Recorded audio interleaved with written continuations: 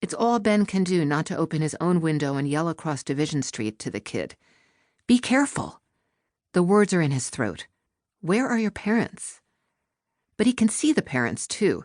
The entire house, except for the boy's room, lit up in the night like a love letter to Con Ed. The mother sits at the kitchen table, bent over a magazine, a wine glass near her elbow. The shape of the father can be made out in the gym they built over the garage. The man is rowing like a maniac, as if propelling himself toward a drowning person. The house across the street used to belong to the Platts, and before that, to the McCarthys. Back when he and Mimi had first moved into the neighborhood, when Division Street actually divided, though it was considered rude to talk about it, the more desirable part of town from the houses closer to the train station. There were no home gym additions, no pool houses like the one that seemed to spring up overnight behind the Berkelhammers' old house, no outdoor fireplaces and elaborate sound systems built into mossy stone walls.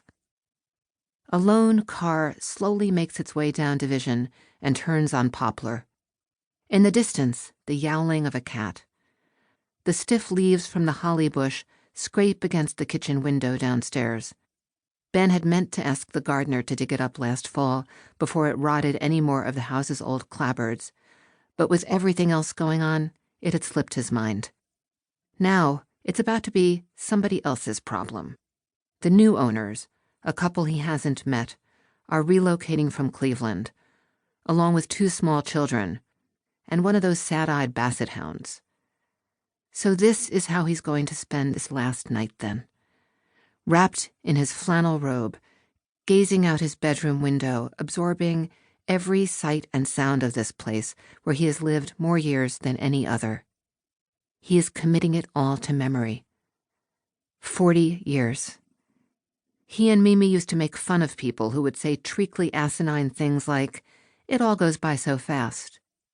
But now, here he is. 40 years since he and Mimi moved into this house. Mimi was pregnant with Theo and Sarah was in diapers. They were probably not so very different from the Cleveland couple, imagining just how life would be. Downstairs, all the rooms are filled with boxes. These are stacked floor to ceiling and labeled according to destination. SW, for the china, Mimi's silver, most of the good linens, all to be shipped to Sarah in Santa Monica, though why she could possibly want more stuff than she already has is beyond him. His daughter has never been the sentimental type, but maybe now in middle age she is softening. TW, for the thousands of records, actual vinyl, for which Theo has purchased and restored a turntable in his Brooklyn loft. Also being shipped to Theo are boxes labeled BW Files, representing Ben's medical practice dating back to his residency. What else can he do with the files? Burn them? No. He will leave them in the care of his son. The boy has spotted him. As he has for the last several nights, he raises his hand and waves, a child's wave, fluttering his fingers. Ben unlatches his window and slides it upward. The cold air hits him in the chest. "Hey, kid." He knows the boy's name well. Waldo. A hard name to forget, but it feels too familiar to use it. Even though the family has lived across the street for a decade now, they've tended to keep to themselves. When they first moved in, Mimi never had a chance to walk over with her usual plate of cookies and a note welcoming them to the neighborhood. She used to keep copies of a list of helpful hints. The A&P on Grandview gets its fish fresh from Fulton Street. The second-grade teacher is a weak link, but Mrs. Hill, who teaches third, is a gem.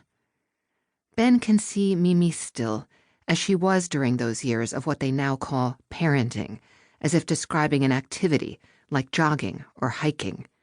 Her wavy dark hair piled into a messy knot, her long legs tucked into ski boots, her easy laugh. These folks leave first thing in the morning, the father in a brand new Lexus hybrid, the mother in a Prius, cars that don't make a sound. And as dusk falls, they return, gliding silently into the garage, the automatic doors closing behind them. The boy doesn't play on the street the way Sarah and Theo used to.